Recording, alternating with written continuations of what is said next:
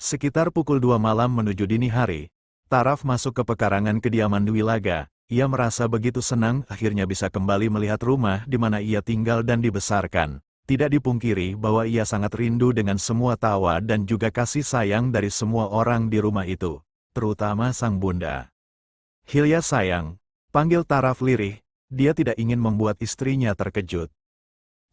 Maaf mas, aku benar-benar tidur, kita udah sampai di mana? Rumah, deh, meskipun Hilya sudah mempersiapkan hati, tapi tetap saja dadanya berdegup kencang. Rasa takut memenuhi hati dan pikirannya saat ini. Srit Hilya menoleh ke arah Taraf saat tangannya digenggam oleh sang suami. Bukan hanya itu, Taraf juga mengecup singkat pucuk kepala Hilya. Nggak apa-apa, semuanya akan baik-baik aja. Jangan takut, jangan gugup, oke? Bohong kalau aku nggak takut ataupun gugup mas. Tapi ayo. Hilya semakin erat menggenggam tangan Taraf. Itu membuat Taraf lega, pasalnya wanita yang menjadi istrinya itu bukanlah wanita yang mudah ciut atau rendah diri. Meskipun terlihat jelas sekali dalam raut wajahnya penuh dengan kekhawatiran, tapi sebuah tekad keberanian dia coba untuk lakukan. Tok, tok, tok, assalamualaikum. Percobaan pertama Taraf untuk masuk ke rumah tidak mulus rupanya. Ini masih jam 2 jadi belum ada yang bangun. Biasanya orang rumah ini akan bangun sekitar pukul 3 ke atas. Mas, apa kita tunggu di mobil aja sampai subuh? Kasihan kalau ganggu tidur gini. Taraf menggeleng cepat, seandainya bukan ayah, bundanya pasti adiknya akan mendengar ketukan pintu dan salam yang ia lakukan. Tok tok tok, ayah, bunda, Visa, abang pulang. Tap tap tap ceklik, alhamdulillah akhirnya kamu pulang, tak garis bawah, Ra. Kaluna, ya Kalunalah yang keluar untuk membuka pintu diikuti oleh Yasa. Namun kedua orang tua itu amat sangat terkejut melihat putra mereka yang berdiri di depan pintu sambil menggenggam tangan seorang gadis cantik berhijab. Dilihat sepintas, usia gadis itu mungkin tidak jauh dari Visa. Hanya saja gestur tubuh dari si gadis itu terasa takut saat mereka berdua muncul. Abang, ini, Hilya Nadira, istri Taraf. Istri? Apa? Tubuh Kaluna terhuyung dan seketika itu ditangkap oleh Yasa sehingga tidak jatuh ke lantai. Wanita parubaya itu memijit kepalanya yang saat itu langsung terasa berdenyut. Masuk dulu Taraf, dan Nak Hilya, kita bicara di dalam, ucap Yasa sambil memapa istrinya. Taraf menuntun Hilya untuk masuk. Tangan wanita itu semakin berkeringat dingin saat melihat reaksi dari ibu suaminya. Ia sungguh takut jika mereka benar-benar tidak menyukai keberadaan dirinya saat ini. Rasanya saat ini bahkan Hilya akan menangis. Tapi sekuat hati ia menahannya. Nah nak, duduklah. Taraf ambil minum dulu. Kasihan Hilya, ambilkan juga untuk bundamu. Taraf mengerti, ia pun bangkit dari posisi duduknya. Tapi tangan Hilya seakan enggan untuk melepas tangannya. Nggak apa-apa, ayah bunda nggak makan orang kok. Tara, tawa keras keluar dari mulut Taraf mendengar teriakan kedua orang tuanya. Hilya yang saat ini ditinggal Taraf ke dapur hanya diam sambil menundukkan kepala. Ia bahkan tidak menyadari bahwa Kaluna sudah duduk di sebelahnya. Sebuah sentuhan lembut yang dilakukan ibu mertuanya itu pada tangannya baru membuat Hilya sadar. Maaf ya nak, bukan maksud bunda seperti ini. Bunda hanya kaget aja, anak itu maksud bunda. Taraf pulang sambil membawa gadis cantik sepertimu dan mengatakan kepada kamu bahwa kamu adalah istrinya. Maaf kalau ini mungkin nggak pantas. Apa Taraf udah berbuat jahat sama kamu, jadi kamu terpaksa menikah dengannya? Saat shoot Hilya yang awalnya masih menunduk kepalanya seketika itu langsung mendongak untuk melihat wajah Kaluna. Ia pun seketika menggelengkan kepalanya untuk menyanggah semua praduga dari ibu mertuanya itu. Saat ini tatapan mata Yasa dan Kaluna yang terarah padanya bukanlah tatapan marah melainkan iba dan sebuah rasa bersalah. Hilya menduga bahwa saat ini mereka sedang salah paham kepada putra mereka sendiri. Bapak, Ibu, Mas Taraf tidak pernah berbuat jahat atau buruk terhadap saya, kami menikah atas dasar suka. Apa nih? Dikiranya aku ngapain Hilya? Tak patut, ayah bunda Swotson banget sama anak sendiri. Plak, Taraf yang baru kembali dari dapur langung mendapat sebuah pukulan kecil di kepalanya dari sang ayah. Terlihat sekali wajah marah dari Yasa itu, tapi ia sebisa mungkin menahannya karena ada sang menantu di situ. Nak, kamu jangan takut, jangan membela, kalau emang anak ini buat salah, nanti ayah yang akan hukum. Agaknya ucapan dari Hilya tadi tetap masih belum meredakan kesalahpahaman Yasa dan Kaluna. Terlihat sekali Kaluna menganggukkan kepalanya dengan begitu kuat. Ya nak, kami akan menghukum Taraf dengan berat. Mau cambuk atau apapun boleh. Astagfirullah ayah bunda, aku nggak sebejat itu. Kenapa sih pikiran ayah sama bunda buruk banget ke anak sendiri? Hei Taraka Abias Dwilaga, bagaimana bunda dan ayahmu ini nggak berpikiran buruk? Kamu selama ini dekat sama wanita aja nggak pernah, anti malah. Kok bisa-bisanya bilang anak gadis orang sebagai istri? Kamu apakan dia Hilya rasanya ingin bersembunyi di lubang tikus saat ini juga melihat kesalahpahaman ini. Bapak Ibu, saya sungguh tidak menikah karena terpaksa. Mas Taraf menikahi saya dengan baik dan bahkan mahar yang sangat besar. Saya mau menikah dengan Mas Taraf karena saya memang mencintainya. Jadi tidak ada unsur paksaan sama sekali. Mungkin penjelasan lengkapnya biar Mas Taraf saja. Kaluna takjub mendengar suara Hilya yang lembut. Sebenarnya dalam hati dia suka dan bersyukur Taraf mendapatkan gadis sebaik ini untuk jadi istrinya. Tapi dia tidak bisa tinggal diam jika Taraf melakukan sebuah kesalahan. Ia takut akan pengalamannya dulu, meskipun semuanya adalah dari sebuah kesalahan yang tidak disengaja. Jadi ya, Bun, ceritanya begini.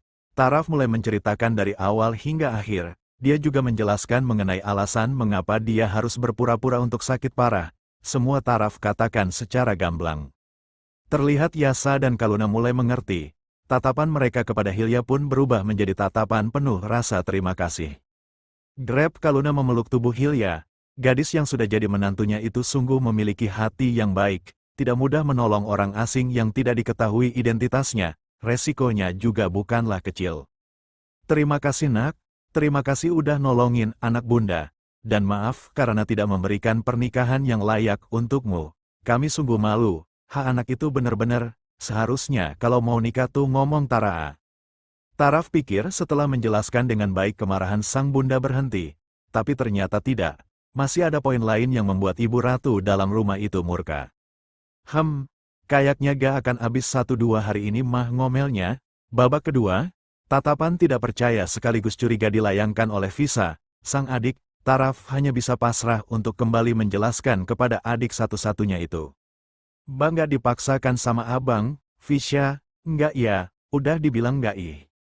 Taraf sungguh gemas, ia berpikir Visa tidak akan seperti ayah dan bundanya, tapi ternyata sama saja, hingga lepas sholat subuh, dirinya masih dianggap sebagai tersangka penculikan gadis cantik di bawah umur.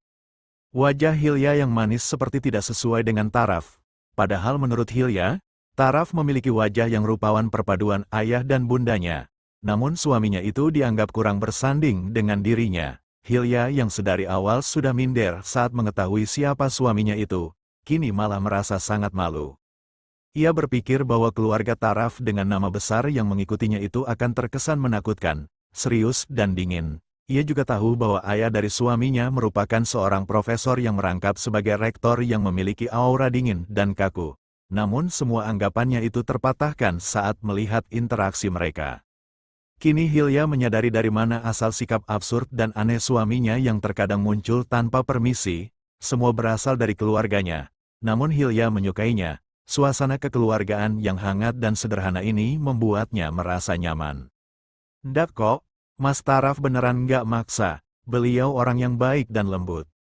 Tuh kan, ya udahlah ya, sekarang biarin istri abang istirahat dulu, kasihan badannya pasti pegel-pegel tidur di mobil. Ah iya ya bun, ada oleh-oleh dari bapak dan ibu di mobil, tolong ya. Tanpa menunggu jawaban dari kedua orang tuanya, Taraf langsung menarik Hilya dan membawanya ke kamar. Kaluna, Yasa dan Visa hanya bisa membuang nafas mereka. Sungguh ini sebuah kejutan yang tidak pernah terpikirkan sama sekali.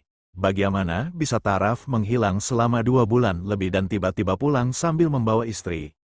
Satu sisi mereka senang tapi satu sisi yang lain mereka merasa amat sangat sedih dan bersalah. Menikahi seorang wanita di mana keluarga dari pihak pria tidak muncul pasti akan menimbulkan banyak gunjingan. Kita harus mengunjungi rumah Hilya Mas, ucap Kaluna memberi usul. Ya, kita memang wajib ke sana. Kita harus menyapa keluarga besan dan meminta maaf. Ah iya, ayo kita keluarkan dulu itu apa yang tadi dibilang Taraf. Dueng wajah mereka bertiga seketika membeku saat melihat apa yang ada di dalam mobil. Sayuran yang begitu banyak itu tidak pernah mereka duga sebelumnya. Abang mau buka warung? Hus, bukan visa, itu tadi katanya oleh-oleh. Hah, kita bagiin aja ke paman dan bibimu, pasti semua bakalan sebagian kalau segini banyaknya. Asteris hari ini Taraf menitipkan Hilya kepada sang bunda.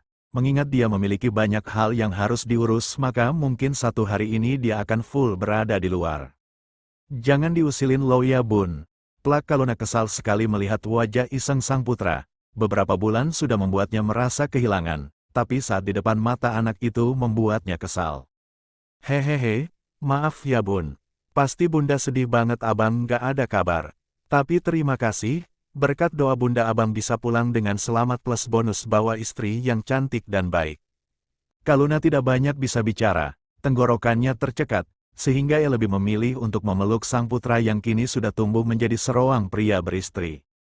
Taraf mencium tangan dan pipi Kaluna, lalu ia mencium kening Hilya. Dari wajah sang istri ia tahu bahwa Hilya masih enggan untuk ditinggal, tapi seketika Hilya tersenyum yang berarti ia tidak masalah. Kayaknya aku akan sedikit lama, bersenang-senanglah dengan bunda. Iya mas, hati-hati, Hilya mengantarkan Taraf hingga ke pintu. Saat Taraf sudah pergi, ia kembali ke dapur di mana Kaluna berada. Nah, apa yang biasanya kamu lakukan di rumah nak? Awalnya Hilya malu, tapi dia senang saat ibu mertuanya itu terlihat antusias mendengar ceritanya. Hanya dalam hitungan menit keduanya sudah akrab. Kaluna bahkan takjub dengan kemampuan memasak Hilya, ya. Mereka memutuskan untuk membuat makan siang setelah melewatkan sarapan dengan roti oles selai saja. Di sisi lain, Taraf saat ini menuju laboratorium milik Brisia, teman dari sang ibu sekaligus seorang ilmuwan. Tadi dia sudah meminta janji temu dan tentu saja Brisia sangat senang bertemu keponakannya itu. Ya, dia menganggap anak dari Kaluna seperti keponakannya sendiri yang mana memang hubungan keluarga mereka adalah baik. Halo Aunty, gimana kabar Aunty? Ponakanku yang manis. Aunty kangen banget tahu. Jarang banget bundamu itu ngunjungi Aunty. Kamu juga, jadi ada apa nih? Serum penghilang ingatan. Apa Aunty menjualnya secara bebas?